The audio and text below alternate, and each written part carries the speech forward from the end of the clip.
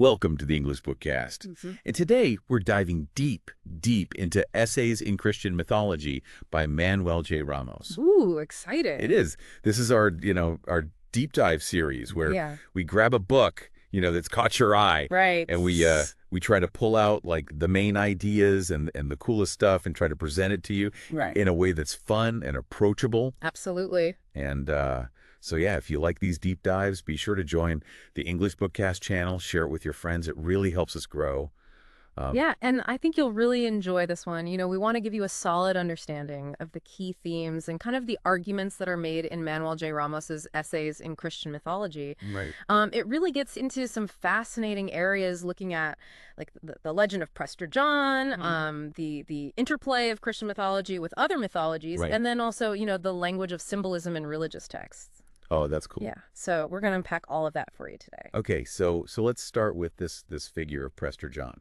So this is a medieval king, and he has this elaborate mythical biography, that really captivated the European imagination back in the Middle Ages. Yeah, and one of the fascinating things to think about from the start is that, the Letter of Prester John, the Letter of Prester John, which was this letter circulating in the Middle Ages. Okay. It had some really amazing details about his kingdom, about his life. And so, for instance, it tells us that they harvested pepper by burning down forests to destroy the serpents that infested them. Oh. And then they would take those peppercorns, dry them in the sun, and then cook them.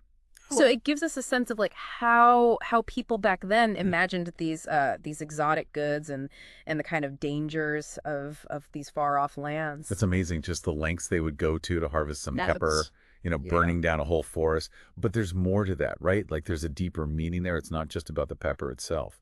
Exactly. And what's really interesting, and I think you'll find this fascinating, is that pepper, like other aromatics at the time, had this ambiguous status. It was believed to have solar characteristics, so it was resistant to fire, which is what was used to, kill the snakes. Right. But at the same time, it was believed to be susceptible to contamination by their venom, so that's why they had to cook it to purify it. Oh, so there's that interplay of these seemingly contradictory forces, the pure and the impure, the fire and the venom. And Ramos is really good at pointing that out and showing how complex their understanding was. Absolutely. And it goes even deeper than that, because if you look at how Prester John's realm is presented in the Carta, you start to see this pattern of dualistic categorization. For example, the people in his kingdom were basically divided into, Christians and non-Christians. Right, that makes sense. Which fits with, the dominant worldview at the time. But then there's this other distinction that's a little bit more unusual, which is between those who ate raw meat and those who didn't. Raw meat versus cooked meat, basically. Exactly. And this wasn't just for people. They categorized animals this way too. Oh, wow. So you've got this religious division and this dietary division, and I imagine they're not always so clear cut. Right. And Ramos shows how these categories could overlap, particularly when you're talking about the people living on the edges of Prester John's vast empire. Right. It wasn't always black and white, belonging to one group or the other. There were these gray areas that blurred the lines and made it difficult to really say who was civilized and who wasn't. And I imagine that whole idea of civilized versus uncivilized plays a big role in how they view Prester John himself, right? Absolutely. And, Prester John is given all these miraculous attributes. Right. And the Carta itself is full of them. For example, we're told that, the food in his kingdom was made in heaven. Made in heaven. Yeah, it wasn't just, ordinary food. This was spiritual food. Right. Which implies, a state of divine favor. Right. And then there's this amazing detail that his clothes were made from the silk of salamanders. Salamanders. Yeah, and this made his clothes incombustible. Oh, wow. Because, salamanders were believed to live in fire. Right. Without being consumed by it. So it's like he's got this divine protection. Exactly. Fire can't even touch him. And it gets even crazier, right? Because he's supposed to have this incredibly long lifespan. Yes. I mean, he's always described as looking 32 years old. Right. And that's because he bathes in the fountain of youth, apparently. Right. And he also collects oil from the tree of life, which is, guarded by a serpent near paradise. Oh, wow. And this oil is used to baptize him by the Patriarch of St. Thomas. Oh, that's amazing. It's like he's this eternal, ideal Christian king, you know? He's got like divine blessings. He can't die. He can't be burned. Right. And then we have the phoenix, which is the symbol of resurrection. You know, it dies and then it's reborn from its own ashes. Right. And that duality, from worm to soaring bird, it really captures that transformation. Right. That's so central to Christianity, to the idea of rebirth. And it's a symbol of hope, like even after death, there's new life. Exactly. And what's fascinating is that there's this direct connection that's made between Prester John and Alexander the Great. Alexander the Great. Yeah, the Carta actually mentions that they're both 32 years old. Well, right. Alexander died at 32, and Prester John, always looks 32. Right. And even more significantly, Prester John is portrayed as like inheriting Alexander's role as the guardian against Gog and Magog. Oh, wow. So this really connects the Prester John stories to the whole Alexander romance tradition, Right. That body of literature about Alexander and his adventures in the East. So they're borrowing from these existing myths, these existing stories to build up this figure of Prester John. Exactly. And Ramos really stresses that these motifs, like gold-digging ants, Amazons, Brahmins, all these wonders of the East, they were already circulating in ancient encyclopedias and other texts long before and during the time of the Alexander stories. So the Prester John legend didn't just come out of nowhere. It drew on this existing well of marvels and ideas about the Orient. That's like building on a foundation that's already there. Right. And as the legend of Prester John develops over time, we see some pretty big changes, right? Yeah, so initially, like, in the Carta, he's always this Indian Prester John. Right. His kingdom is somewhere in the east, probably India. Right. But then in later accounts, like from travelers like Marco Polo and John Mandeville, he becomes an African Prester John. His kingdom shifts to Africa. Mm-hmm. And this reflects, the growing knowledge at the time about geography and different cultures. Even if that knowledge is still a mix of fact and fiction. Yeah. Right. Exactly. It shows how these legends adapt to incorporate new understandings of the world. And the character of Prester John himself also changes quite a bit, doesn't he? Like he goes from being this almost invincible figure in the Carta, with eternal life, incombustible clothes, to in later depictions, he's sometimes portrayed as heretical, or he's mortal, or he doesn't have those protections against evil anymore. Right. It's like the legend loses some of its magic. It becomes more grounded. Right. And it also shows, like Ramos says, the fluid nature of myth itself. Yeah. Like it's not static. It changes over time. And John Mandeville's depiction of Prester John's India is really interesting when you look at it in the context of like medieval geography. Right. So Mandeville places his kingdom in relation to like the earthly paradise, which was believed to be in the Far East. Okay. And also in relation to this concept of like a degenerate humanity living near the torrid zone. So he's using these spatial relationships to express ideas about social degeneration and spiritual perfection. So it's like a map of morality. Almost. Right. Yeah. The geography of the world reflects like moral hierarchies. So Prester John's India is in this middle ground then. Exactly. It's less perfect than paradise. Right. But it's more civilized than these like monstrous islands they believed existed in the south. Right. Near the torrid zone. It's a way of ordering the world. Right. According to like moral and spiritual categories. Yeah. And what's also interesting is that in these later accounts, Prester John's religious perfection is questioned. Okay. Like in some versions, they even mention his polygamy. Oh, wow. That's a far cry from the saintly figure in the Carta. Right. And this might reflect, changing moral attitudes at the time, or maybe a growing awareness that, even powerful rulers aren't perfect. Right. They're human after all. Right. And then there's this account from Dom Pedro's visit to Prester John. And in this account, he seems much less powerful, almost afraid of becoming an other, like an outsider. Mm-hmm. And this suggests that the myth is losing some of its power. Right. The figure of Prester John is becoming more vulnerable. It's like the weight of the legend is too much to bear. Right.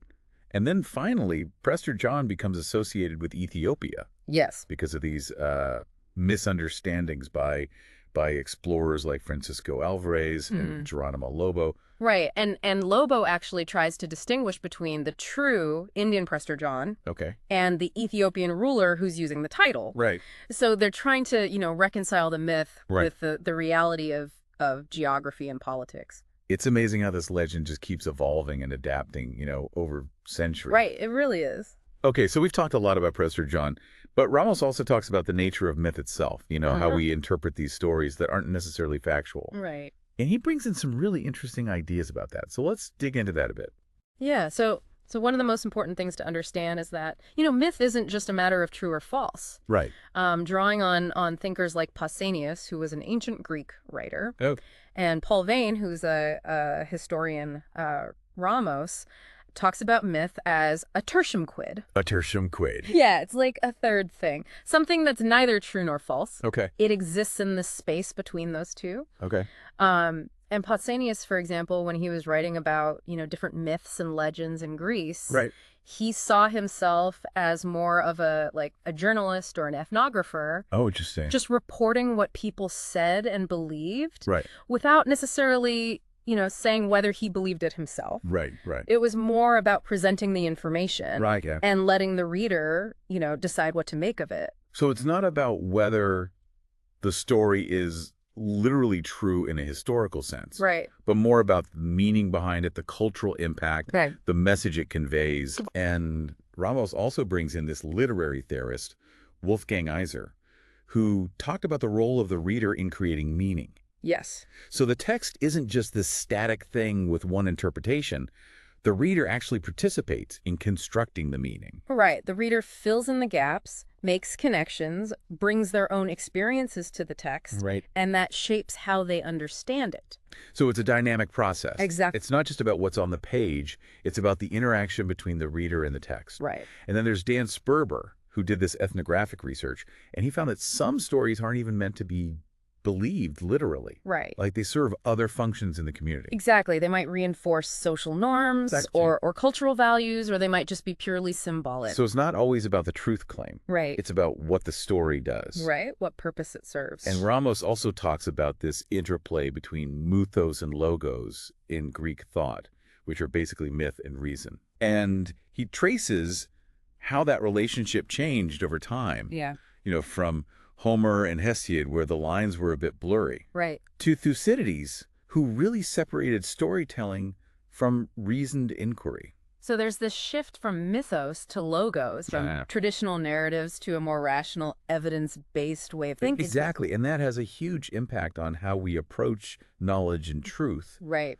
Even today. And then there's this really interesting concept that Ramos brings up, Levi Strauss's fraudulent outlines in mythology. Yes. Which is this idea that myths can have these clear structures on the surface, but the deeper meaning is more complex, maybe even contradictory. Right. So we shouldn't just accept the surface level. We have to dig deeper. Right. Look for the hidden meanings, the underlying structures. And finally, Ramos talks about the impact of time on the meaning of texts. Yes. Because as time passes, the original context gets lost, the shared understandings, the implicit meanings. And that means we need to do more than just analyze the text itself. Right. We need to look at how it was used, how it was understood in its historical context. Exactly. We have to be sensitive to the cultural and historical specificities of the text. Right. Otherwise, we might impose our own modern interpretations on it. Right, and miss the original meaning. Exactly. Okay, so now that we've got a hander on Prester John and myth interpretation, let's move on to Christian mythology and symbolism. Okay. Because Ramos gets into some really fascinating stuff there. All these layers of meaning in Christian texts and traditions. Yes, he does. So, for instance, there's this image of the bird of the East, which is associated with Christ in his fight against the serpent, representing the devil. Right. Good versus evil. Exactly. And some traditions identify this bird as either a caladrius or a swan. Okay. Both of which have characteristics that align with Christ's nature. Right. So the caladrius was believed to be able to absorb illness. Right. And the swan, it protects itself by putting its head, which symbolizes divinity, under its tail, which symbolizes humanity while it's fighting a serpent. Right. So it's like a visual metaphor for Christ's dual nature and his victory over evil. Exactly. And it's this visual symbolic language that's so powerful and enduring in religious traditions. Right. It's not just about the words, it's about the images, the symbols. Right. And this image of Christ as a bird fighting evil, it pops up all over the place in early Christian writings and art. Absolutely. And then there's the phoenix. Oh, yeah, the phoenix. Which rises from the ashes. Right. And it's a symbol of resurrection. Right, of immortality. Of eternal renewal. Right. Just like Christ's victory over death. Right. And the promise of eternal life. And the phoenix also has this duality, right? It starts as a worm and then becomes this magnificent bird. Right. And it's associated with the sun. Right. So it's got this complex symbolism. Absolutely. Just like Prester John can be both a king and a priest. The phoenix embodies this transformation, this death and rebirth. And then there's the contrast between the serpent and the pearl. Yes. Which Ramos talks about. Right. You know, the serpent representing temptation and evil. Right. And the pearl representing purity and salvation. Right. So it's this tension between good and evil. Exactly. And the potential for spiritual transformation. And if you connect that to the Gnostic idea of struggling against the temptations of the flesh, okay, the pearl becomes a symbol of the spiritual self that needs to be rescued. Okay. From the corrupting influences of the material world. So it's like this inner struggle, this inner battle. Exactly. And Ramos also gets into the symbolism of animals in bestiaries. Yes. Which are these medieval books about animals, both real and imaginary. Right, and each animal is given a specific moral or spiritual meaning. Okay, so like the weasel and the ichneumon, they're portrayed as fighting venomous beasts like the basilisk. Right, they represent the fight against evil. Right. The resilience of good. The triumph of virtue. But it's not always so straightforward, is it? Huh. Like Ramos points out that the stork, for example, has this ambiguous symbolism. Right, because on the one hand, it's associated with Christ because it cares for its young. Oh, okay. But on the other hand, it's also linked to the devil because it eats carrion and has this kind of serpentine neck. So it can represent both good and evil. Exactly. It depends on the context and the interpretation. Right. So you really have to pay attention to the details. Absolutely. To understand the meaning. And then there's this transparent envelope motif that shows up. A transparent envelope. Yes. It's associated with both Prester John and with the Son of the King, referring to Christ. Okay. And it suggests this like divine protection, this connection to the spiritual realm, maybe even a transcendence of human limitations. So it's like they're shielded but not completely hidden. Right. It's this invisible but perceptive covering. And Ramos also talks about the fall of Lucifer from the book of Isaiah and how that relates to the Christian idea of an ultimate battle between good and evil. Right. It sets up this cosmic conflict between God and Satan that shapes Christian views of the end times. And Augustine had this idea that the opposition of contrasts actually contributes to the beauty of the world. Yes. Which is an interesting way of looking at evil, you know. Right. It suggests that even negativity and opposition have a role to play in the grand scheme of things. Like without darkness, we wouldn't appreciate the light. Exactly. But then Ramos also points out that in Western Christianity, good versus evil is seen as a privative opposition. Right. Which means that evil isn't an equal force to good. Right. It's more like an absence of good. A lack, a perversion of good. And that has implications for how we understand God and the devil. Absolutely. It emphasizes God's power. Right. While making evil seem less powerful, more like a distortion of what is good. Right, right. And then there's the portrayal of Jesus in the Acts of Thomas, which sometimes blends his identity with that of Thomas the Apostle. Right. And they're both associated with the eagle, which is another symbol of Christ. Right. And it shows the diversity of beliefs in early Christianity and the influence of Gnostic ideas. And then there's the way Jesus is depicted as both powerful, the name of God, and humble, the Son of Man. Right. Especially in his encounters with the devil. Right. So it's this paradox. Exactly. This duality of divine and human. And then we have the descensus Christi ad inferos. The what? The descent of Christ into hell. Oh, right. After his crucifixion. Right. And it emphasizes Christ's victory over death, even in the realm of the dead. Right. It's this theme of liberation and redemption. Absolutely. That has resonated throughout Christian history. Yes, it has. And Ramos also looks at the name Nazarene. Okay. Which is applied to Jesus. Right. And its connection to the Old Testament prophecies about a branch from the line of David. So it links Jesus to the messianic expectations. Exactly. It establishes his lineage as the promised Messiah. And then there's the idea of Jesus being a priest, according to the order of Melchizedek, Yes. who was this figure from before the Levitical priesthood. Right. So it emphasizes the unique and eternal nature of Christ's priesthood. Exactly. It transcends the limitations of the old order. And Ramos also talks about the scarlet thread from the book of Genesis, Okay. which was used to identify the firstborn son, Right. and how it's not mentioned in the crucifixion accounts. Right, which raises questions about the use of symbolism in the Bible. Right. What's included, what's left out. And what it means. And then there's the scapegoat ritual from Leviticus, Yes. where the sins of the community are put on a gite and it's sent away. Right. And that's a powerful analogy for Christ's sacrifice. Right, for the idea of atonement. And Ramos analyzes the Gospel of John, which emphasizes faith without needing physical proof. Yeah. Blessed are those who have not seen and yet have believed. Right, contrasting with doubting Thomas, who needed to see the wounds to believe. And it also contrasts with Gnostic ideas that emphasized secret knowledge. Exactly. So it's about different ways of knowing and relating to the divine. Right. Different ways of understanding faith. Right. And then in some later stories about Prester John, his positive traits are kind of reversed. Okay. Like, he's attacked by harpies. Harpies. Those like bird-women creatures. Why would they attack him? I thought he was supposed to be like divinely protected. Right. And this suggests a shift in the meaning of the story. Right. Maybe a disillusionment with this idealized figure. Okay. Or maybe it's a cautionary tale. Like even the greatest can fall. Exactly. So after looking at all these examples, Ramos concludes that ambiguity, reversibility, and transformation are key to understanding Christian mythology. Right, because these stories often have multiple layers of meaning, and they can be interpreted in different ways depending on the context. Right. The contradictions and paradoxes Right. actually contribute to a deeper understanding. Right. Because they allow for these different perspectives. So it's not about finding one right answer. Right. It's about embracing the complexity Exactly. and the potential for change and reinterpretation. And that's what makes these ancient texts so relevant even today. So just to recap, today we've looked at the evolution of the Prester John legend, the complexities of myth interpretation, and the rich symbolism of Christian mythology.